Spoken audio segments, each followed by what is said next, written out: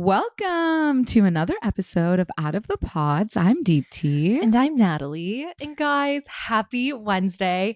I feel like everyone has been waiting for this recap episode, and I don't blame you because I'm so excited to discuss Love is Blind Season 6. We will be recapping episodes 1 through 6 today. I know we're a week behind because today episodes 7 to 9 dropped on Netflix, but bear with us because there's so much to unpack. Much. It's gonna be a wild ride today. I know. We have a lot to cover. Yeah. Well, before we do though, it's been kind of a rough week for you. Last couple weeks personally. Like, how are you doing? How are you feeling about life?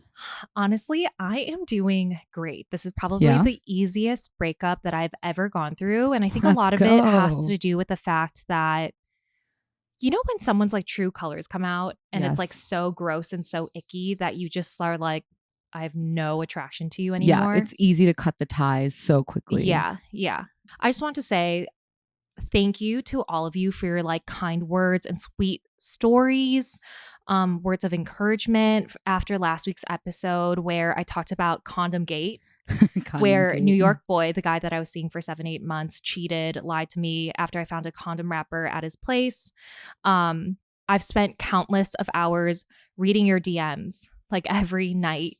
And I've tried to get through all of them. I've gotten like thousands and thousands of DMs after that episode. You guys are girls.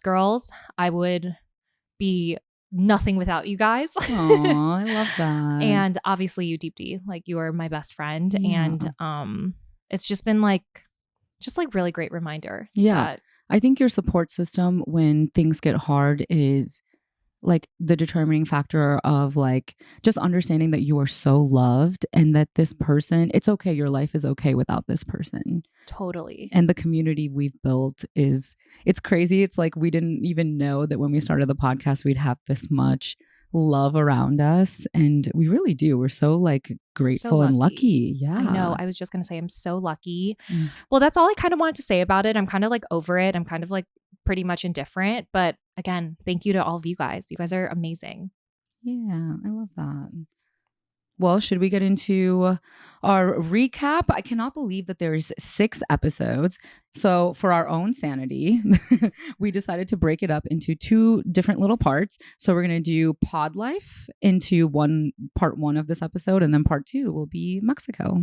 Yeah, because there is just a lot that happened in the pods. Can you believe that Netflix dedicated 4 episodes or almost 5 episodes in the pods? I feel like that has never happened in the history of Love is Blind. Yeah. I feel like it's typically like 1 to 3 episodes. Yeah. And I at first I was like, why are you doing this to us? 6 episodes? Like, why do you think they did that? I don't know. It's actually interesting. I really think that honestly, Netflix is, or not Netflix, but like Love is Blind and Kinetic Content and the editors are actually just like experimenting a little because obviously we know there's so many more seasons to come. And they're like, let's just put out the episodes in a certain way and see how it lands and kind of experiment on what people resonate with more. And also obviously like the trajectory of what's happened in the season also comes into play. So who knows? I think that is a part of the reason why they're spending more time in the pods and maybe less family time is because this season truly of all the seasons so far has so many love triangles, not even triangles, rhombuses, little squares, parallelograms. Yeah. It's like you would think you would never have to hear a parallelogram ever again after geometry. I've never heard that word in my life. Parallelogram. Nope. Okay.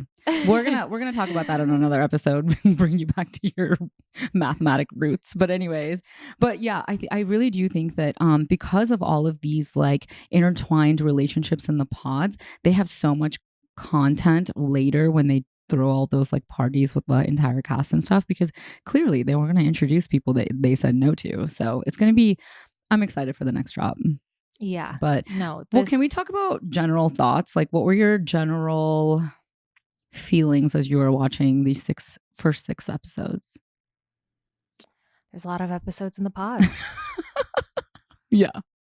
There's definitely a lot of episodes in the pods. I want to say It brought me back, of all the seasons rewatching it, it brought me back to our pod life. And instead of thinking about like all of the trauma we went through, I actually this time around thought of all the excitement.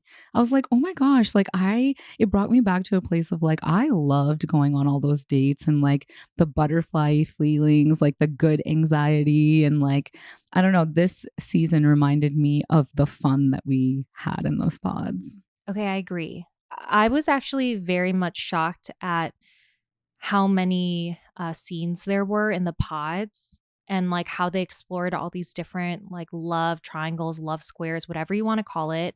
Love Because squares. there were so many like love triangles, love squares on our season that just wasn't Yeah. shown. I think that even in the previous seasons, like I remember talking to former cast members from season 3, 4, 5, and they talk about how they had other connections and they were never shown. But I feel like this season really explores, Mhm. you know, those different connections that contestants have and what that looks like. That it's not always this perfect match. You don't find like one person and, you know, you get proposed to and then here you are in Mexico. It's very complicated and very messy leading up to all of that. But you're totally right. Like it brought me back to that moment when I entered the pods and that feeling of like, oh my Just gosh. butterflies Yeah. and jittery, like fun.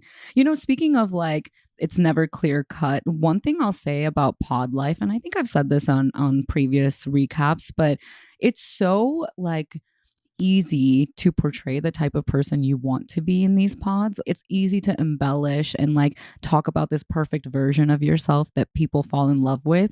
But that's why we see so much conflict in the reality world, because the actions don't really align to the words you said in the pods. And I feel like in some of these like triangles that we'll talk about, I think it's going to be the case. Who do you think did that? Jimmy, for example. I think Jimmy is somewhat of a not a people pleaser. I don't want to characterize him as that, but he's somewhat of a I'm going to say what you want to hear so that I don't get into hot water in this situation, that kind of thing. And we see him in a lot of instances getting to that point. Mexico is the deciding factor for me, but we'll get into all of that. But who do you think? I didn't think anyone actually. Really? Yeah, I think people held back. If there's one person that I think might be that type of person, but you couldn't really tell in the pods, I think it's Kenneth. Kenneth, interesting. Yeah. I thought maybe even Clay. I mean, Clay is pretty like obvious of who he says he is, but I think like he's making a lot of promises and like, oh, I'm going to change or I'm going to think about this. But I'm like, bro, that's hard to do. Yeah, he keeps saying like, oh, like you have changed my outlook or like my mindset. I was like, oh, 10 days is enough because not by my experience. Truly. But can we talk about the couple that I keep forgetting Let's go throughout into these it. episodes? Amy and Johnny. Amy and Johnny. The sweetest people, but I barely could remember their names after I finished all these episodes.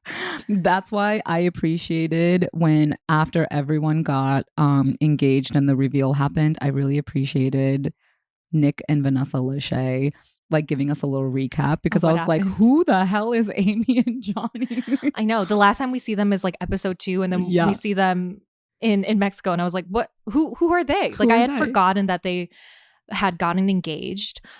We actually received a DM on this, like why are people getting engaged earlier versus, you know, other people getting engaged later? It actually all happens on the same day, but I think the way that the editor edited this season is like some are happening in earlier episodes. You know what? That's a great point you bring up because I think that's a really big theme of all of the first 6 episodes is the way they edited because it's so confusing how they go back and forth between the couples and the triangles. And it's like hard to piece together like when everything happened, like the timeline of it all. Cause I'm like, are you trying to dupe us with some of like these scenarios or not? Like it's hard to get it, but they did a good job editing this season. I had the same thought as you. It's really hard to figure out when things are happening. Yeah.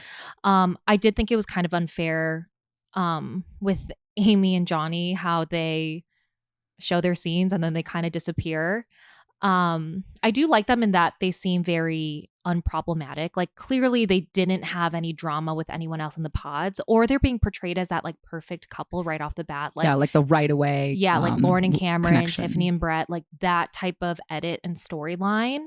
But we'll see, because Danielle and Nick also got that storyline too, and then they got a little bit messy in Mexico and beyond. I don't think that this is going to be the case with them. I really Same. think that Johnny and Amy are probably going to get engaged, or I mean, they're going to get, obviously they're engaged. They're going to get married. I think they're going to be unproblematic. They're just seeing them in Mexico, and we'll get into them in Mexico, but like they're so lovey-dovey that I did appreciate though how sweet Amy's story was. At first, I think I like wasn't paying attention, and I was like, why is she talking about her brother so much? But then I realized like the amount of love that she has for him, and like how much she's like willing to not sacrifice her own life, but like have him involved in making sure that he's okay. I don't know. It was really special, and I thought it was really sweet. And the reveal was hella cute. I agree. With the makeup when she got, because I remember when she got makeup on Johnny, and I was like, oh my God, that's me. I literally get makeup on people all the time, and I'm like, I'm so sorry. It was cute. But anyways, yeah, them, I think they're gonna get married. We'll see. But that's how I felt about Kenneth and Brittany too. I feel like they're also the couple that you see some scenes and they don't get a lot of like screen time in the initial pod episodes, but same, unproblematic, though I do think that they will be problematic in the episodes that came out today, episodes 7 through 9. But this might be an unpopular opinion, but a little piece of me thinks that Kenneth is putting up a front. Like, I don't know. Yeah, and based on the trailer, it seems like it. Yeah. I hope not, but that's just, I have nothing to back that up aside from my own intuition. Yeah, but also, can I say he is a middle school principal at the age of 25. It's giving really high achieving like level. Fun fact about him though, he was actually on Kelly Clarkson's TV show for being the youngest middle school principal in the US. Let's go. Last Kenny. year or 2 years ago now. That's I think dope. It was like in 2022. That says a lot about him. Well, I don't know. In a positive way. I feel like, I mean, he's career driven, and I feel like Brittany, remember when Brittany was talking about it and she's like, I don't want to be in the lead position. I want to be taken care of and like whatever else. And I feel like, I don't know, they're a good fit. Also, how mature they came off. They seem like they are so mature, and literally Brittany's 24 and Kenneth is 25. So I was like, wow, they're pretty, I don't know. They seem mature for their age, and like they've really bonded on similar values. But I am intrigued to see what happens with them. There's some drama coming. They give me what Christian Mingle would look IRL. Yes. If Christian Mingle, if there was like a visual representation of what Christian Mingle looks like in the real world, it is Brittany and Kenneth. Christian Mingle. No, literally. Do you have to be Christian to go on Christian Mingle? I mean, I feel like. Do you have to? Can I go on there? I think Christian Mingle is like, you want to find other Christians. I don't know. I'll be like, surprise, I'm an outlier. Surprise. I mean, I'm not Christian, but I'm looking for one. Hey, I'm not religious, but I can be molded. No, I'm just kidding. But anyways, you're right. That's actually hilarious. Christian Mingle in real life. I'm telling you, that youth group pastor vibe, Sunday school teacher. I know it. I've experienced it. And it's Brittany and Kenneth. See, that's cute. I like that. And I really like the reveal too. Let's switch gears and talk about our first love triangle. Let's talk about AD, Matthew, and Clay. Ooh, this one was a juicy love triangle. Well, I feel like it's a love square because you got Amber on the side there. Yeah. Amber's Okay, can I tell you something hilarious? I forgot to tell you this earlier, but I was scrolling TikTok yesterday, and legitimately there's an entire TikTok and like thousands of comments about people saying that Amber is a planted actor or actress. No way. Why? Does she have acting credits? Someone was in the comments being like, there's no proof, I know her, like there's no way she's one. And then someone else commented and be like, that's my cousin and she's on like Broadway shows or something like that. I don't know if there's any merit to it though. Yeah, why would her own cousin like toss her under the bus? I don't know, but it's actually really funny. It's a really funny conspiracy theory, but I'm like, you guys, they don't have paid actors on Love is Blind. Come on. I feel like that would be too obvious if she like was like a plant. Like I people used to know. say that about Shayna on our season, like Shayna was a plant. She really wasn't. No. She was just like kind of used a little bit by the producers. So The fact that people thought that is hilarious to me, though. have you ever gotten undressed only to realize you were in front of an open window, totally exposed and vulnerable? Well, going online without using ExpressVPN is like being naked in front of a floor to ceiling window. There are creepers out there who can see and record everything you do online, even in so-called private browsing mode. Like private browsing or incognito mode, look at the fine print. You'll see that your browsing history is actually visible to a ton of people, like your internet provider, your school, or even your employer. That's why I never go online without ExpressVPN. ExpressVPN is an app that sends 100% of my traffic through their encrypted server, so my browsing history cannot be seen by anyone. Privacy and security are so important to me, especially coming from the tech world and being a victim to getting information leaked. ExpressVPN is another way I protect myself in this ever-changing digital world. That's right. So make sure you protect your online activity with the VPN I trust to keep me private. Visit expressvpn.com/outofthepods today. That's expressvpn.com/outofthepods to get an extra 3 months free. expressvpn.com/outofthepods. Okay, let's start with Matthew because he has been a popular topic of conversation literally all over social media. And I've heard a few things like he's actually been commenting on some posts being like, hey, the editors did me dirty. I actually didn't walk out on anybody mid-date. And so I don't know what's real and what's not, but I don't know if the editors did that. That is, they did him dirty there. So he's saying that he never walked out on Sarah Ann. Yeah. Ooh, yeah. If they edited that, which I wouldn't put past them considering, you know, I've talked about this. They actually edited the scene where Shane calls me Shayna. It was actually about Deep D, that fight Shane and I had in the pods, if anyone remembers. Yeah. So I wouldn't put it past them if they wanted something a little bit more. like created a very controversial scene. Yeah. Interesting. Matthew has been a really interesting character to see in this entire pod episodes because at first I was like, Matthew, why are you in this situation? Why, if you can't get emotional on dates or if it's too overwhelming for you, or maybe you have social anxiety, or I'm just wondering why he signed up to do this show because it just doesn't seem like his vibe. You know, at the beginning. But then you see a lot of growth in him talking to AD. And I was like, I was really rooting for them because I was like, wow, like AD really brought out this side of him where Matthew like let his walls down and he became emotional with her. And like, I was like really rooting for him.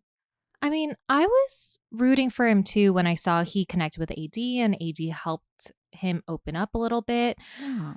Okay, this is going to be like just an assumption and maybe a controversial opinion, but I really think the fact that he is so aware of the cameras got to him in the beginning.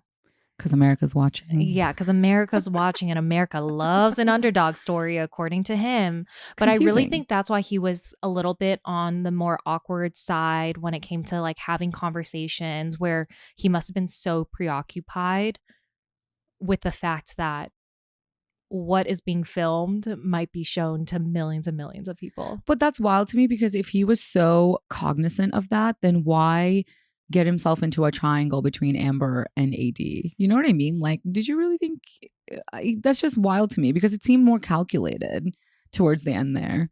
At first, I was like trying to give him the benefit of the doubt, like, okay, he's just trying to get through whatever, like, and he's doing it to his own beat, you know, I get it. But at the same time, I was like, you're stringing two people along and then making them cry and like not fight, but like there's conflict.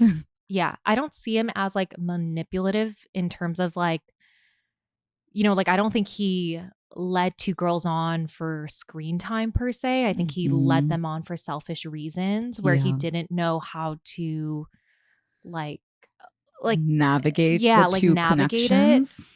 I cannot make up Matthew. Truly, I don't know. Like, I think about the scenes we saw in the beginning when he's asking women to pick a question between 1 through 15. Yeah. And he asks them that. And they're like, what about you? And he can't respond. Like, he literally is just like freezing up. I was like, how did this man get two women to be attracted to him? Yeah. How did he get past interviewing? No, I know. Because we've been in the pods, obviously. And being a good conversationalist means everything in those pods. Yeah. Like that is how you go through. And I don't get like how he got two beautiful, vivacious women to build a connection with I him. know. Wait, can we talk about why do you think the producers and editors did not show any dates with Amber and Matthew? Okay, I was thinking that to myself when I was watching these episodes, because when Amber is talking about Matthew in front of AD in the women's Mhm. lounge, and AD's like, what the heck? Like, I was like, when did Amber even have a connection with Matthew? I was so know, confused. I exactly. thought it was just Matthew and AD the whole time. Yeah. I think the reason why they didn't show any of the scenes was because they knew that Matthew and Amber weren't going to make it onto like the main cast. Or they're What? saving it for later. Either we get in some extra scenes at reunion or in the next 5 episodes.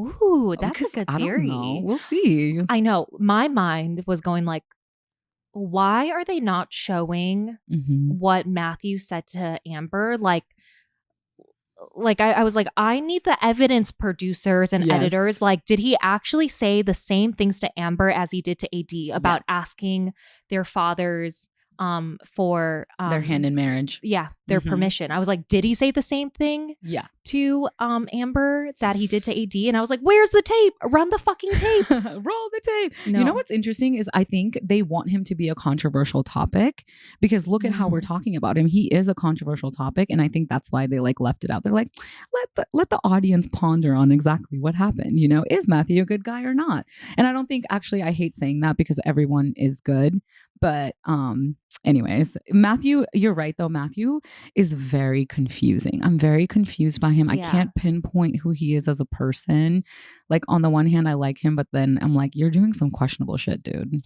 I had a soft spot for him because, quite honestly, like regarding his general social awkwardness in the pods, I was like, that might just be like social anxiety or and look, I think I liked the fact that Matthew was part of this cast because I know people in my life who struggle to hold conversations or kind of get like they freeze up and they just have general social anxiety. And I'm not saying he might not, but to me, it seemed like that potentially might be a reason. Yeah. So I was like, he's just like, I guess like kind of like representing those people that maybe aren't the best conversationalists. And this is kind of how they struggle in the pods. Like he's just representing that. But my mind completely changed. And I went to like feeling neutral about him to not liking him when he started gaslighting AD. Yes. Like I hate that when AD asked Matthew, like, did you say the same thing to Amber? Yeah. He is completely gaslighting her. He turned the whole conversation by placing blame on AD, him saying like, I didn't tell her this or tell her that. Like, that's not the issue. Yeah. It's the fact that you're leading on 2 women. It doesn't like, he's making everything very confusing. I didn't like how he goes like, don't give up on me to AD and then just ends up leaving when Amber leaves. Like it was all very just like icky. Yeah. And then paired with the whole America's watching, America loves the underdog, paired with those comments, I feel like I'm like, what is your agenda for being here? And it's just, it was very confusing. I was like, okay, I'm done with Matthew. Thank God, leave the pods. I thought we were going to see some sort of something with Amber and Matthew. Like, you know, he's like, I'm going to go get Amber. We see nothing. I feel like producers and editors would never show the scenes because, right? Like if she left, the next time her and Matthew would meet is at the airport. And there's no way like the producer's going to bring the camera. Too many love triangles, too many scenes. They're not part of the main cast. Maybe back in Charlotte. Yeah, I was like, maybe back in Charlotte. But that made me feel really bad for AD, the fact that all of that happened to her. Do you think that if Matthew did not leave, she would have chose Matthew over Clay? That's a great question. I think yes. I do too. Yeah, because Clay is a work in progress. Clay has a lot of growth to be had still in life. He's a fresh not soul. potentied. Oh my gosh, my favorite quote of the entire season: "Potentied." Find a man. What did I think the girls in the girls' lines were Brittany. talking? Yeah, Brittany said it, but the girls were talking. They were like, you know what? I F potential because I don't want to see a man and see the potential in them. They need to be potentied. Yeah. And I was like, absolutely yes. We need merch. Yeah, no. Clay is not potential. Yeah, Clay is not potential. Wow, I really needed a snack after watching all those episodes. I feel like when I'm watching reality TV and I'm just like sitting in front of my TV, that's when I'm really craving snacks. But I'm so glad I have a pack of Chomps at home because I never feel guilty chomping on those. I really think Chomps is probably one of my favorite snacks because I just have one before my workout class and I don't feel guilty about eating them at all. They have zero sugar, up to 12 grams of protein, and are made with natural ingredients that you can feel good about, like the highest quality, sustainably sourced, 100% grass fed meat. I highly recommend the jalapeno beef stick, Chef's Kiss. Right now, Chomps is offering our listeners 20% off your first order and free shipping when you go to chomps.com/out of the pods. Go to chomps.com/out of the pods to see all the delicious flavors and get 20% off your first order and free shipping. That's chomps.com/out of the pods. Don't forget to use our link so they know we sent you. But I agree with you. I think that AD would have chose Matthew over Clay because I think AD first got really turned off by Clay when he made that comment that he has to see his fiance before proposing in the pods. Yeah. And AD's like, what the heck? That's not that's not Yeah. the point of this experiment. And I think the only reason she kind of gave him a second chance is because Matthew left. I kind of disagree a little bit on that because I think, yes, you're right. AD did get the ick from Clay when he said that. But the one thing I think she appreciated about Clay is that he's very to the point and very direct. And like what you get with him, what you see is what you get with him. You know what I mean? Like, he's just, I feel like I don't know. I think she sees the potential in him. She did call herself a fix-a-hoe. We love a fix-a-hoe. Do we? No, we don't. We don't like a fix-a-hoe. I'm joking. Coming from two fix-a-hoes, Yeah. we do not like a fix-a-hoe. I do love AD. What I'm just trying to say, the mentality of being a fix-a-hoe, we don't love. We love potential men. We love the men that are already there and don't need that guidance to grow. Okay. Because that takes a long time. You're right. And I do think that AD sees that Clay has a lot of growth in him. And he does have the potential to do it. But I do have to say, remember when, this is so funny, when AD was telling Clay about her other connection, which is Matthew. And Clay literally freaked the He's like, who? He's like, Matthew, what the fuck? Fucking hilarious. The best moment ever.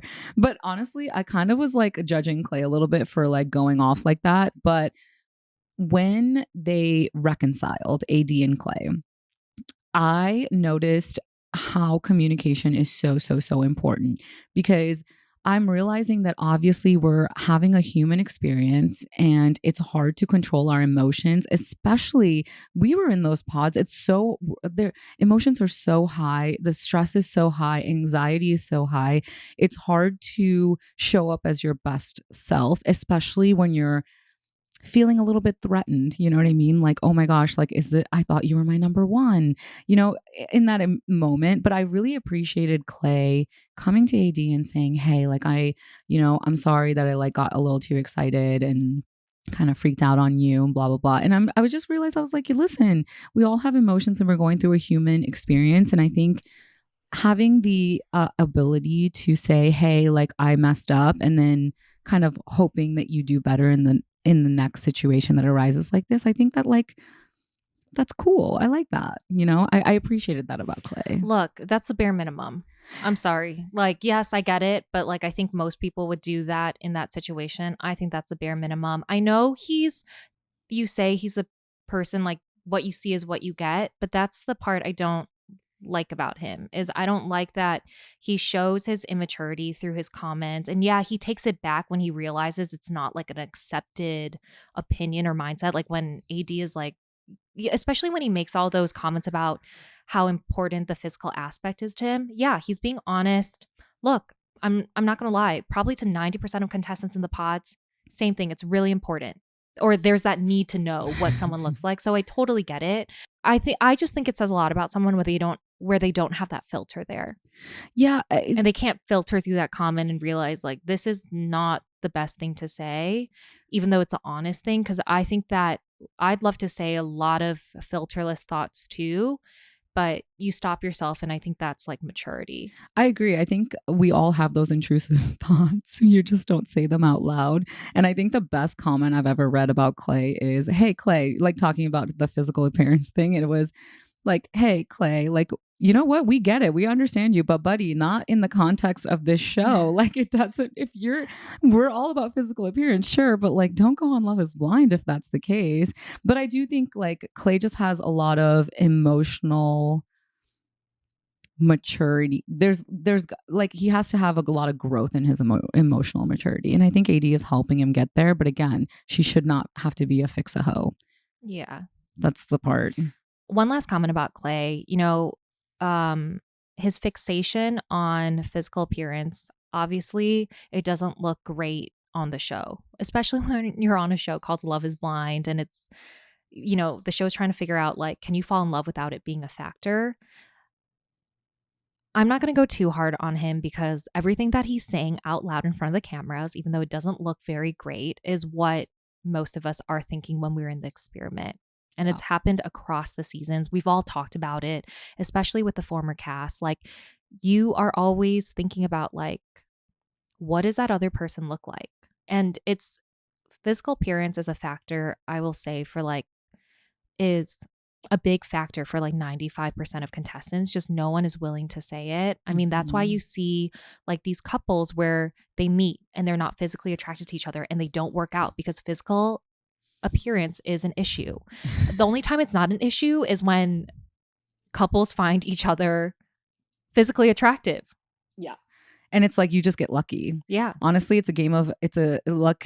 Yeah. It's what is it? The luck of the draw. Yeah. And it's he is very lucky that AD is beautiful. So 100%. I mean, obviously I know more than anyone else about the whole physical appearance thing. But you're right. I think a lot of people, it's a big deal. And also, if you think about it, and I've heard a study that says that like men, the most important thing to them is appearance because they base it off of that. Whereas like women, it's like a little bit more of like the emotional connection. So I mean, I guess it's kind of spot on in this experiment.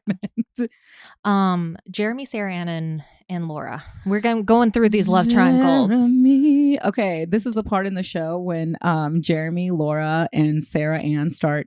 They like intro them in episode 2, and I literally looked up at the TV and I was like, "Are we on a different season of Love Is Blind?" No, I was like, "Are they part of the main cast, or is this like filler episodes?" I was like, "I need to pay attention." I was like, "Where did this come? Where did they come from?" Exactly, we were on the same page. But Jeremy, Laura, and Sarah Ann, I like Jeremy. In this love triangle, there wasn't anything like so significant that stuck out to me where I was like, oh my gosh, like I'm so attached to this character and their development in the show. Out of all the love triangles, love squares that are happening right now in the pods, they are, to me, the least interesting. And I don't mean that in like a mean way, but I'm just not invested in any of them, nor like their connections. Like, individually, I'm kind of neutral about Jeremy, Sarah, Ann, and Laura. Yeah. And I think a lot of it is because Jeremy has a very unique personality that doesn't. I think you either like him or you don't. He's very like charismatic, but a little bit immature, so I think you either like really vibe with that or you don't. So I feel like that's why you vibe with it. I vibe with him. I know people like him and he does a little bit remind me of me where, like a little bit self-deprecating, you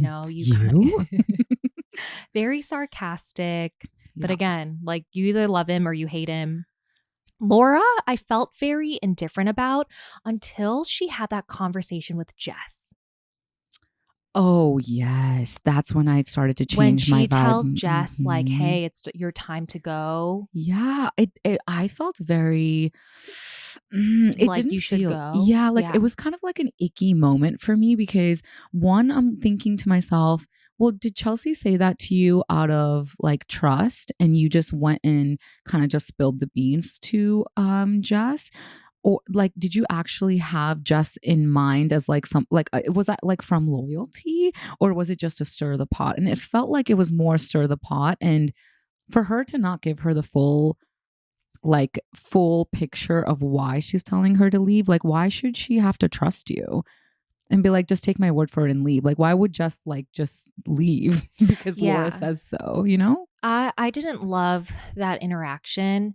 I don't think Laura was trying to stir the pot. I think she was trying to be loyal and try to give a friend a heads up. But I think the way she did it without giving details, it just didn't sit right with me. It felt very immature. That's not, if I really was looking out for someone, that is not how I would do it. She's not looking out But for her. I didn't like how she kind of made a decision for a friend and was like, do this without providing any details or really any support. But yeah, I mean, beyond that, I have nothing to say about Jeremy, Sarah, and Laura, to be honest. Like I'm just gonna put it out there. I just like don't care enough about them at this point. I think that they are just kind of there. Like I will have to say there is one poetic moment, and the editors did an amazing job on this, where Jeremy is talking about Christmas morning, and Laura's like loving everything he's saying, because I think they both come from like not a full family. Like I think Jeremy lost his dad when he was younger, and Laura's the same way. Like she's like, oh, the family situation's not the greatest. Like I don't love Christmases. And they're talking about how like if they got married, they would have this like beautiful Christmas morning together and have both sides of the family, and like it's this whole ordeal. And then it pans to Jeremy and Sarah Ann. And Sarah Ann is like picturing her Christmas thing, and she's like, oh, I can't wait for like my Instagram pictures, and like I'll be upside down on a tree. And like I was just like, damn, this is poetic. The fact that, and I think that's what it is with Jeremy, and why he was struggling between the two connections is like Laura's familiarity. He sees that stable life with her, whereas Sarah Ann's kind of like a wild card, like life would be adventurous with them, like that kind of thing. And I was like, oh, okay. I'm sure we'll see more of that. I don't see Jeremy being that deep. Can I tell you why I think that he really chose Laura? Yes, tell me. I think it's because Laura confirmed with him, like, Jeremy is it for her. Like she has no other matches. Like it's just him. And I think that gave him the validation he needed of like, let me just settle with Laura. Because when Sarah Ann asked Jeremy in their final pod date where Jeremy is breaking things off with her, Sarah Ann is like, is there anything I could have done differently? Like why? And he literally didn't have an answer. He's just like, nope, just so he's like, no, you didn't do anything wrong. And I feel like that is no answer is like the worst way in choosing someone if you don't know why you are choosing the partner you are choosing. Yeah, I wonder if that was because he didn't want to hurt her feelings, but also it's like, sometimes you just vibe more with the other person. It's energy. Yeah. I don't know. Who knows? I can't even. But I do think that he made the right choice. Oh, I don't, but I mean, as of right now, in the point that we're at in the pods, I felt like their connection was more sincere. But, later on in Mexico and beyond, obviously, we change our minds on most of these people. So all this drama on Love is Blind season 6 is really stressing me out. Honestly, I'm feeling it through the screen. But in all seriousness, when I'm experiencing stress in general, whether it's through work or just generally living through life, this is when my hair starts to shed, but not today because I'm using Nutrafol. Hair thinning is common. It happens to approximately 1 in 2 women, and it's something that I've experienced mostly due to stress, and other women I know have too. But Nutrafol has helped me so much with my hair thinning. I've definitely experienced it too, but did you know that Nutrafol is the #1 dermatologist recommended hair growth supplement? In a clinical study, 86% of women reported improved hair growth after taking Nutrafol Women's Hair Growth Supplement for 6 months. Take the first step to visibly thicker, healthier hair. For a limited time, Nutrafol is offering our listeners $10 off your first month subscription and free shipping when you go to Nutrafol.com and enter the promo code OUTOFTHEPODS. Find out why over 4,500 healthcare professionals and hairstylists recommend Nutrafol for healthier hair. Nutrafol.com, spelled Nutrafol.com, promo code OUTOFTHEPODS. That's Nutrafol.com, promo code OUTOFTHEPODS. Let's get into our parallelogram, rhombus, love square, whatever the hell you guys want to call it. We have Jimmy, Jess, Chelsea, and Trevor. Whew. There's a lot going on with them. Yeah, this is a very complicated love situation. First off, go Chelsea by getting Jimmy and Trevor to fall in love with her. I know. She got two Wow. I love yous in the pods. I know. I was like, Damn, girl. Like, So a lot of comments I see on social media about Chelsea's just insecurities. And I Yeah. really do feel bad for her because she does say on the show that she has been bullied by other guys and like how she's just so happy that she's finally found someone. Yeah. And just knowing that and seeing her get bullied on social media again just really broke my heart because like we have obviously been in a situation where our actions are being seen by millions of people and we're also maybe not getting backlash but comments are being made it's and dogpiling. yeah, it's tough. So I hope she just hangs in there. But I think the big reason why she's getting so much backlash is because of her Megan Fox comment. Let's get into Megan Fox comment. I have a lot of thoughts on this. I feel like we have to do a full analysis on this because please. do you think that she brought up the Megan Fox comment on purpose? Because she is the one that brought up the celebrity lookalike conversation. So she prompted that. Yes, she did prompt that. And I think that was wrong of her to do that because obviously this is an experiment where appearances aren't supposed to come into play until later. It's right now you're supposed to be connecting on a deeper level, on an emotional level, which I think she has done. But I got really confused. I wonder if she was feeling uneasy about her connection with Jimmy. And also, Jess is an absolutely stunning, stunning, stunning girl, obviously. And so is Chelsea. Chelsea's gorgeous. But I do think that there was a little bit of a competition between the two. And I wonder if to have like a little bit of an upper hand, did she bring that up to Jimmy because of that reason? Because obviously Jess is on her side and she sees that Jess is her competition, you know? Yeah. And so I wonder, and again, this is just an assumption. I don't know, but I think it's wrong of her to bring up the whole lookalike situation. But do you think she did it on purpose? I don't know. I think like, is that like, that's really hard to just say, do you think you did that on purpose? Like, I think it just like subconsciously, she just brought it up.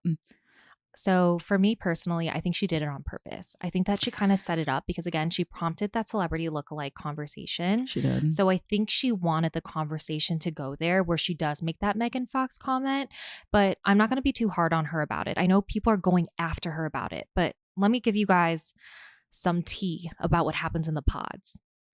I can bet my life that she is not the only one that's talking about who she looks like in an indirect way. 100%. She's the only one that got aired. Imagine how many times it happened when we were in the pods. And I've also had conversations with former cast members from across the season. It happens all the time. That celebrity look-like conversation. I got it like 3 times and I didn't know what to say. I remember I was like, Sandra Oh, like Lucy Liu, but not really. Like, I don't know. Like people tell me that, but I really don't. Yeah. But like, I don't know what to say. Yeah. But it happens all the time. I think the reason why she's getting flack for it is obviously viewers have never seen that sort of scene before. And additionally, like, you know, people are saying like, you don't look like Megan Fox. And also another like layer to that is also, I feel like we have kind of seen it in the past where not specifically the celebrity lookalikes, but like asking about appearances. But I think hers was so controversial because I think Jimmy's decision to pick Chelsea was based off of that comment. And I just want to support Chelsea a little bit because I do have to say in that conversation, all Jimmy got out of it was, oh my gosh, she looks like Megan Fox. Let me marry her. No, bro. She literally said, other people think that I look like Megan Fox. She said, I actually don't agree with it. I don't see it. And then she also went on to say, don't get too excited. So I mean, yeah, but I think that she shouldn't have said other people think I look like Megan Fox. And I feel like she wanted to say it by, again, it comes back to the fact she prompted the celebrity lookalike question. I know. So, you know what? I feel like she wanted to say it because I know she said like, oh, I don't look like her. It's only the hair and the eyes, like my light colored eyes. But it's a fact she said other people think that. And, you know, like, Yeah. She's not going to say, I think that too. Yeah. I just wanted to give her a little bit of support in that. But then also, yes, I do disagree with the way she did it, the way she brought it up, and also planting the seed in Jimmy's head, because she heard his response and he was like, oh, I want to marry you. Can I marry you right now? I So wonder, she knows. Yeah. I wonder who he said he looks like. The thing is, remember at the reveal, No, she said something though to him and was like, oh, you never told me what you looked like. That kind of comment was made. So I don't think he like said anything back. Can we really quickly talk about Jess and Jimmy? I want to know your thoughts on how did you feel about Jess's end speech, like her mic drop moment where her and Jimmy are breaking up. I don't know how I felt. I do really like Jess, like through and through. I think that she's a great conversationalist, a great communicator. I understand her anger in that scene because it sucks to get rejected. Mm-hmm. It sucks to feel like you built a really strong connection with someone and then they choose someone else. Like it sucks. Yeah. So I was like, I 100%, if I was in Jess's shoes and that was me, I think I would feel the same way where you're just so angry, you know? Yeah. Like, because I think about it, like, let's say Shane and I had a connection and I thought till the very end, it's going to be Shane and I. Imagine if he left me for someone else. I think I would say the same exact thing. Like, you ruined this for me. You led me on. Like, you could have, you know, and I totally get her side and her anger and the things that she said. However, I also understand Jimmy. I do too. Yeah. I do think that Jess having a daughter was a deal breaker. And it was a bigger deal that Jimmy let on. But I understand why he didn't make any big decisions off of it. Like, I'm actually glad he took the time to like think, like, is it a deal breaker? Like he's pondering over it, like really taking the time to think, because that's huge. Like if you built a connection with someone and they have a kid, you can't just be like, oh, they have a kid, like goodbye. You know, like you really have to think about it. But also he's in this impossible situation because this is filming for all of the world to see. So he would look like a total asshole if she's like, I have a kid, and he's like, goodbye. Well, that's a theme for Jimmy, though. He gets himself in situations where he kind of has to pretend like he doesn't have the feelings he has. But I do have to say, Jess, if you are listening, I don't know if she's listening, but rejection is protection, baby, because you dodged a bullet with Jimmy. Because truly, I have a lot of thoughts on this because one, I think that Jess did the absolute best by sticking up for herself. Mm-hmm. I think that like kudos to you for realizing your worth. I absolutely love that. But at the same time, I think you have to cut Jimmy some slack because he was trying to understand like where his heart was between the two connections. And unfortunately, just having a daughter is a huge deal. It's a huge deal. Jess shouldn't settle for a guy just because he's in this experiment. She needs somebody who is going to be there for both her and her daughter. And I just think that Jimmy wasn't it. I think a lot of people, or some people, are trolling her online being like, hey, like, you know, you kind of made it about the physical, like, did you put Chelsea down in the process, that kind of thing. But I don't think that she meant it like that whatsoever. I think she waited until they were breaking up to be like, Jimmy, you have no idea what you missed out on. And she's just like talking about her her entirety of a person. And so I think like that's how she meant it to come off. Yeah. To be honest, anyone who's going through a breakup, we say that to ourselves too. Yeah. I mean, we'd love to say that to the partner who is rejecting us of like, you have no idea what you missed out on. Mm-hmm. I think the EpiPen moment where she goes all like, you'll need an EpiPen to open your airways when you see me. I think people are like, oh, she knows she's gorgeous. And she knows he'll be like, he missed out. But I think it was more so like just generally her as a person. And I know that was hard for people to like really, like people thought that was a little bit, I don't want to say it was like inappropriate for her to say that. But it's her moment. She's getting rejected. I would tell myself the same thing. I'd love to say it out loud to my partner, and I probably would if I was getting rejected too. But I think that we all hope that when we're getting rejected, like we'd act like Trevor. Did you know that even if you have a 401k for retirement, you can still have an IRA? Robinhood has the only IRA that gives you a 3% boost on every dollar you contribute when you subscribe to Robinhood Gold. But get this, now through April 30th, Robinhood is even boosting every single dollar you transfer in from other retirement accounts with a 3% match. That's right, no cap on the 3% match.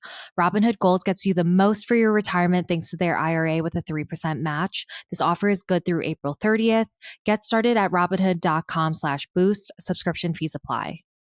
And now for some legal info. Claim as of Q1 2024 validated by Radius Global Market Research. Investing involves risk, including loss. Limitations apply to IRAs and 401ks. 3% match requires Robinhood Gold for 1 year from the date of first 3% match. Must keep Robinhood IRA for 5 years. The 3% matching on transfers is subject to specific terms and conditions. Robinhood IRA available to U.S. customers in good standing. Robinhood Financial LLC, member SIPC, is a registered broker dealer. Oh, I love Trevor so much. There's so many like moments and quotes that I wrote down from him that I just loved. But I'll have to say, when Chelsea was breaking up with Trevor, before he was about to propose, whatever, I hated that she said, I can't give you all of me right now. What does that mean, Chelsea? You can't give him anything. What did she mean by that? I have no idea. I have no idea. You know what? I can't judge because when I am in like weird situations, like the one that she's in, where she's got two guys who are vying for her and, you know, one just proposed and she has to reject someone else. Like, obviously that isn't really like normal life. I think I would say some shit too. I'd be like, No, you're not gonna say I can't give you all of me right now. I'm like, I understand softening the blow, but Chelsea, you can't give him anything.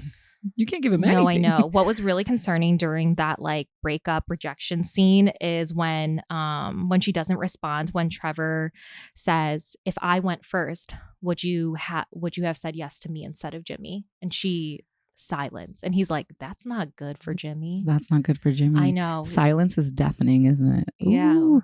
I absolutely love Trevor, and like the way he was talking about fate, like good things happen to good people. I'm like, you are on the same vibration as me, bro. And like, bro. I loved when he was like, I would like envision us going to a soup kitchen and volunteering or going to a dog shelter, and I literally melted. I was like, oh my gosh, this man has so much integrity, he has so much emotional intelligence, and he just is like a very understanding person, and he's good TV. He's like, he really is the underdog that we want to root for, and he really is after Matthew. His rejection moment. I think one thing that really stood out to me is that he's able to kind of like swallow his pride and ego and respond in the most calm way after getting rejected by Chelsea. He goes like, I'm happy for you. Mm-hmm. Like, you know, don't be sorry. You didn't do anything deceitful, like trying to comfort her. And I think in that moment, I was like, wow, this guy's a really good guy. Yeah. At least a really good guy on TV. Mm-hmm. But protect him at all costs. And Trevor, I really, really hope you find your soulmate because you deserve it. I have a little tea. I don't think this is the last time we'll see Trevor on a Netflix show. So, dun, dun, dun, dun. Anyways, so I have nothing to say about the reveals that happened except for Chelsea and Jimmy's. Oh, Chelsea and Jimmy. First of all, in the Mexico scene, I'm jumping ahead just for a real quick second, but I remember when Chelsea was like, I ran at you like a T-Rex, and I went back and watched it, and I was like, she did run at him pretty fast. I know. She was very cute. She was just very excited. She was so cute. When Jimmy says, yeah, she definitely lied to me about how she looks, but I can work with that. I literally died inside when he said that. And like, that's not something you want to hear at all. No. That paired with when they were sitting down and he was like, I almost went home this morning. I was like, what? Where is that coming from? Like, that was just like really... I don't know. It was very questionable. Like, I just was wondering, is he just saying that to say it in the moment because he feels uncertain about Chelsea at the reveal, or did he actually have thoughts of leaving?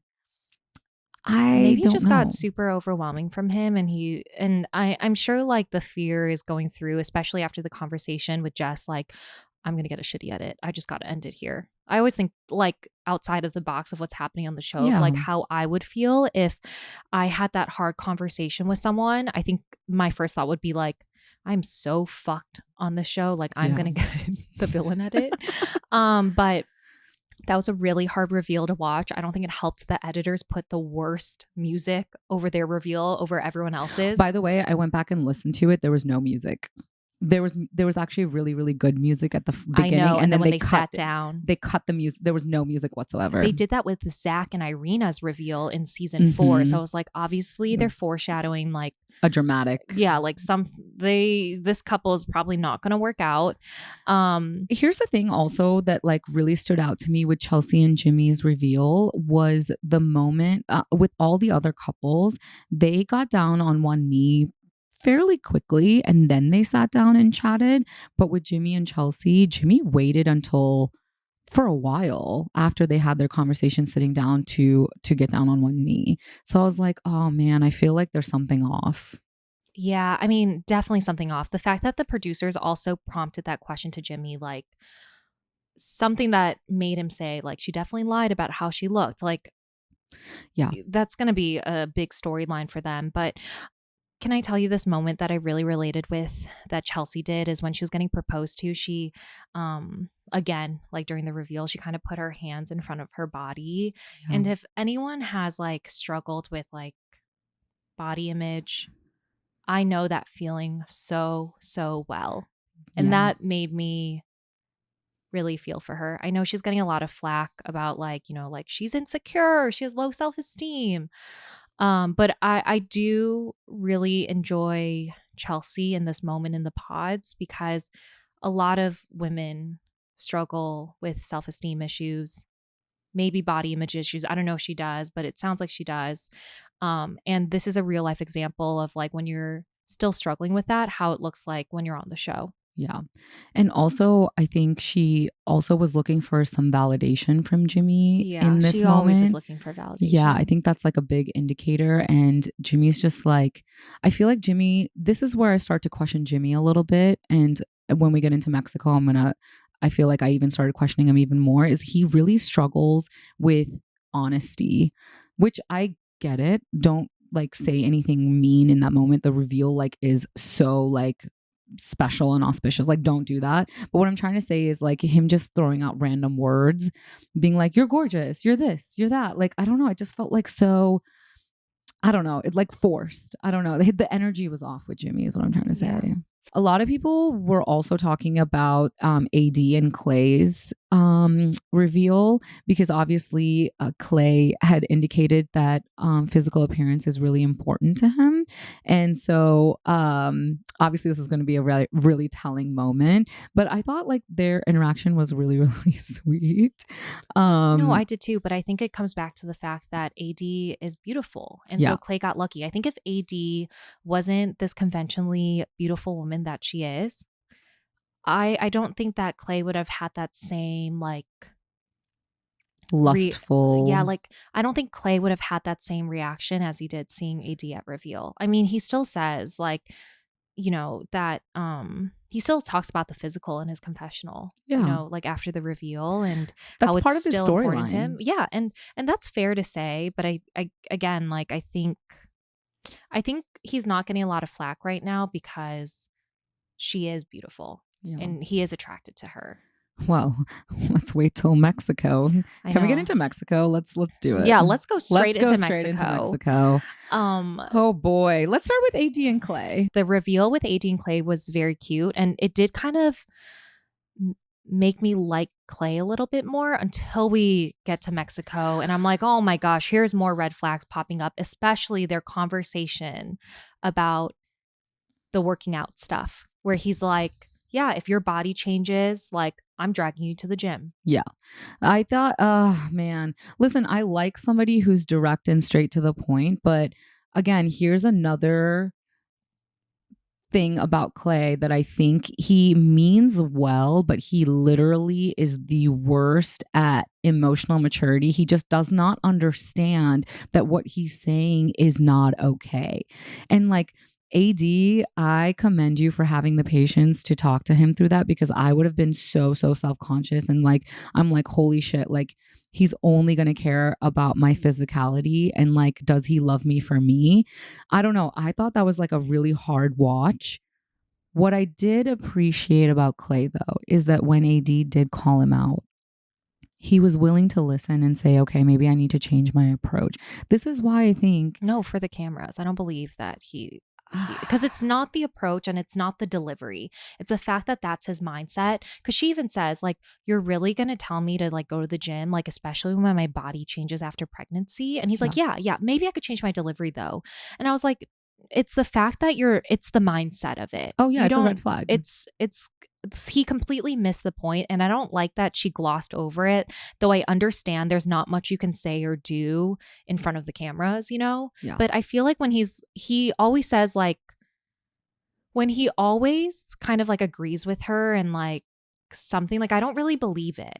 Like, I think he's just saying it to just be agreeable and be like, oh yeah, like, you're right. Like, I don't think he actually is going to change. Well, that's the thing about Clay is he is what he is. Like when someone tells you who they are, believe them. Yeah. And I think this is very indicative for their relationship. And I think like AD's not dumb. She did say she's a fix-a-hoe, but I think hopefully she sees that if Clay continues on this mindset path and he thinks this way and he's not willing to grow or change in any way, it's definitely going to be a no-go for them. And honestly, I still think that AD deserves way better after this. After seeing this conversation, I was like, you know what, AD, you can help him through this process, but I hope you don't end up with him because you deserve so much better. Yeah, this was my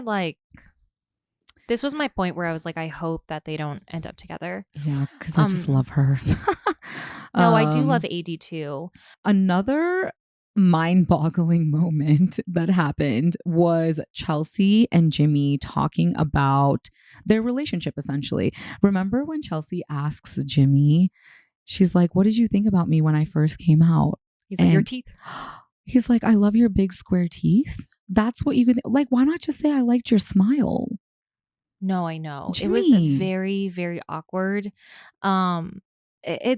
He confuses me because he's saying all the right things and validating her, like, you know, I would swipe right on you if I saw you on a dating app, and how, you know, he's so happy with her, all this stuff.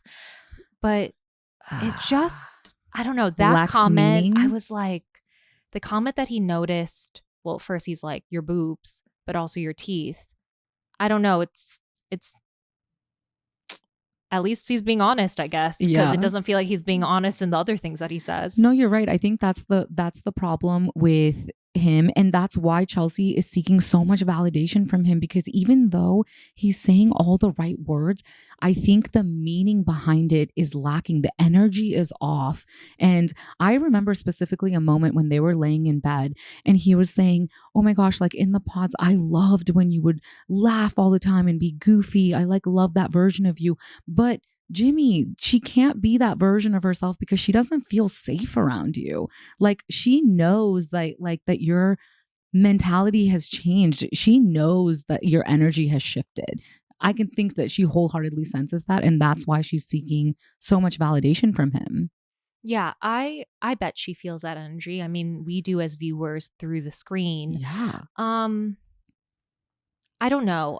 I think, again, we're not seeing the full picture because we're seeing an edited show, but what the edit is showing so far is that Chelsea requires a lot of validation, probably more than, I don't know, I know that I would in that moment. And so I know that could be very draining sometimes. I don't think Jimmy is doing anything wrong at this point. I think that it might all be in Chelsea's head. Maybe she feels the energy, but he's still saying all the right things. He's still validating her quite often. I know that teeth comment and the boob comment wasn't weird, but I think it was like, I don't know. I think he was trying to be like honest, but beyond that, I don't think he said anything like hurtful. No, he didn't. But I think like when you know the energy has shifted and he's saying the things just to say them and just to continue on with this experience, I think like that's kind of not the best thing to do. Yeah. Like if you're having reservations, Jimmy, just leave. Like you don't have to say it's because of your physicality. You like just you're allowed to change your mind. Yeah, but Deepti, how many times have you dated a guy and your feelings for them go like up and down? I know that I have, where I'm like, I'm not sure, but like, let me keep going with it. And, like, and I feel like that's what he's doing. He's either trying to convince himself in it, but I do like that people are going to disagree with me. I know that you will. I do like that he's still validating her, because I think it's a way for him to try to make it work. I think that false validation is worse than like just hearing what you want to hear. You know what I mean? Like false Yeah, validation okay. is, I think, a You're right. little I think it goes, questionable. yeah, I could see your side of it, because I think Yeah. it also goes back to Jimmy's pattern of he's not really doing, like, he doesn't do the hard thing. Yeah, I think he's just saying But whatever to say it, and there's just not I guess much I don't see like substance. the pain or like damage, or I don't see like the downside of it just yet, but who knows? Yeah. Because I don't know. Here's the thing. The reason why I'm like very where I struggle with them is what we see at the couples meetup. Yeah, the couples meetup Where is you could tell like she sometimes makes situations bigger than they are. yes. I'm not saying Jimmy's an angel. But I think that whole situation with Chelsea being mad at Jimmy over the comment he made about AD, which was wrong. Him saying Yeah. that AD is stacked, Yeah, not okay. not good to say to your partner. And that's a whole other thing of objectifying AD, which happens quite often in that couples meetup. But when he's talking to AD and they're talking about Chelsea and their connections, the fact that Chelsea's head went to like, oh my God, he's flirting with her. Yeah. Like, I don't know. It just felt so like, oh my, you're like kind of making up scenarios in your head. And I think that comes from a place of like low self-esteem or insecurity. I will say, I think when Jimmy told Chelsea that, he did not expect Chelsea to just like say it out loud to the entire group and specifically to AD.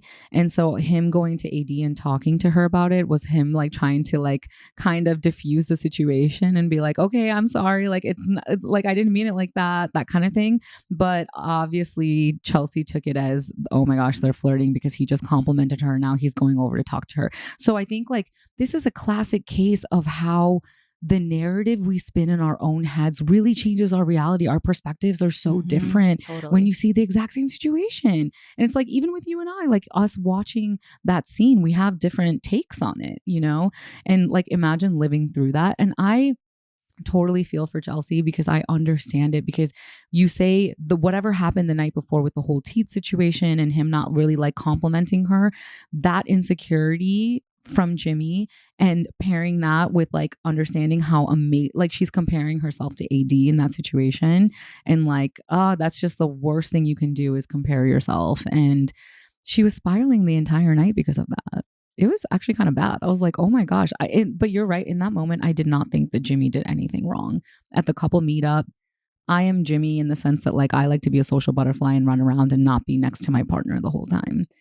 That's who I am. So I'm like, oh, I understand Jimmy in this moment, because I'm like, the fight between Jimmy and Chelsea was really telling of the dynamic of their relationship, because I think Jimmy is realizing that he isn't able to talk Chelsea down. Meaning, like, usually I think that he uses his words to kind of diffuse the situation. Like, let me just try to like get her mind at ease. And I think because he wasn't able to do that, he's like I think he's understanding that Chelsea's going to take a lot of work and validation, and he's going to have to put in the work to be in a relationship with her. I don't know. Did you get the same vibe, or like, what did you think about their fight? I thought she was drunk as a skunk, and she was being she was definitely overreacting. I agree where like, I think he realized like, oh my gosh, this is actually going to be a really hard relationship. Because I think the reason why Jimmy and Jess, like what really pushed him towards Chelsea, obviously was the daughter piece, but also the fact, you know, the final date between Jimmy and Jess, they fought. They got into a conflict. Yeah. And I feel like he probably doesn't do well in like these sorts of like blow ups. Yeah. And so I think this is his like, oh my gosh, like this this is too much for me to handle. I feel like that's what I saw in his face, especially when she was like, just take it. And nothing he said would calm her down. So you're totally Exactly. right. I'm very curious what's going to happen with this couple. And I don't think they're going to make it after this scene. I agree, especially when when Jess comes back into the situation. And honestly, the trailer was so good because one, you hear Chelsea yelling at Jimmy, being like, "You fucked her, you fucked her," and I'm like, obviously, we know that it's probably not about Jess, but I was that just again spoke to how things They're are going gonna to have a get rocky heated. road. Yeah, it's going to get Yeah. heated. Same thing with Laura and Jeremy Oh. in the Dominican Republic, not Mexico. We're wrong. But same thing when they have that conflict about Jeremy telling AD, like, Laura told me to bean dip you, which, by the way, had no Never in idea my what life. this meant. Today years old when I found out what bean dip was. I know. Well, this is what it says on Urban Dictionary. So this is how they define bean dip. It's flicking a woman's or man's breast with the index finger. It's dubbed a bean dip because the move is similar to that of scooping up bean dip. So that's what it means, which is so What? inappropriate that Laura joked with Jeremy, like, bean dip AD when you see her. Can I also make a side comment? I thought I didn't know what bean dip was because I was like, maybe I'm too old. Like, maybe this is like a Gen Z type of thing. But I realized all these people are older than me. Yeah. Like Laura, Minus AD, Kenneth and Brittany. Jeremy. Yeah. And I was like, Yeah. wait, they're all older than me by the time that this is filming, which Yeah. means they're an year older than me. Yeah. Which is why I Now. like when Love is Blind is going to all these different cities because you see like different terms coming up based on their location. Because bean dip? What the hell is bean dip? I know. I was like, is this a Southern thing? Yeah. First of all, my opinion is Laura set herself up for that one. Like, she was in the wrong. I agree. She was in the wrong, but she couldn't have anticipated that Jeremy was going to say something about it. But innocently, Jeremy had no idea what bean dip even meant. Yeah. So I'm on Jeremy's side here. But I do have to say, Jeremy, the way he reacted, and maybe it has to do with alcohol a little bit, but the way he reacted in the moment when Laura was like, "You're kind of making a big deal about nothing," like that kind of thing. I don't know. I just think that it's when he's like, I want to go home. And she's like, to the hotel or like home to Charlotte? He's like, to Charlotte. I feel like he's just being a little dramatic. Like, Yeah. it's okay. Like, everyone relax. Like, but I do have to say the way they were objectifying and sexualizing AD in this Dominican Republic episode was really wild to me. I'm like, why are you guys commenting on her body so much? It was kind of gross. Like, yes, she has worked hard for her body. She has said that. And she has a great body. But the way they are like objectifying her as much as they are in this episode, maybe it's like more of that hype woman mentality, but I really didn't like it. Yeah, it just felt a little icky. Yeah, it felt, I mean, I'm not going to look too much into it because, you know, I feel like AD, like, I'm not saying she enjoys the comments, but it seems like it's not impacting her. But for me, it felt like a little objectification happening. But going back to the whole bean dip situation, I think watching Laura act the way that she acted and Jeremy act the way that he acted in that conflict, it shows that they're not good at conflict resolution. Exactly. And I feel like they're not going to work out. Yeah. I think the trailer indicates that, especially with the, you know, conversing with Sarah Ann till 5 a.m. in the morning, which is so fucked up. Like, ugh. But I think that scene showed, like, if you can't figure that out and you're blaming each other and being so kind of like nasty to each other, yeah, you guys aren't going to make it. Isn't it crazy how the characters progress and even our likeness to them progresses? Because like literally it's like a whole different season now going back home to North Carolina. I mean, think about how things changed for the characters on our season. Yeah. Like how, you know, you like someone in the initial drop of episodes and then your opinion completely changes in the second drop and third drop. It just keeps going. So I'm very excited to see it because this trailer looked insane. What are your predictions for this week?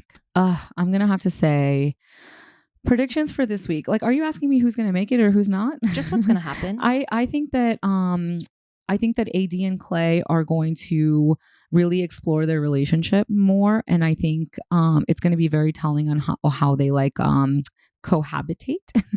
I think that Laura and Jeremy are going to have a lot of conflicts, a lot of Oh, conflicts. especially with the Sarah Ann stuff. Oh, yeah. And Jimmy is probably going to fall in love with Jess. Jess is going to deny him. I hope. And Chelsea's going back to Trevor. But I swear to God, if Trevor is like, I'll give it a shot with Chelsea, I'm going to be pissed. Why? Because Trevor deserves to be a first choice.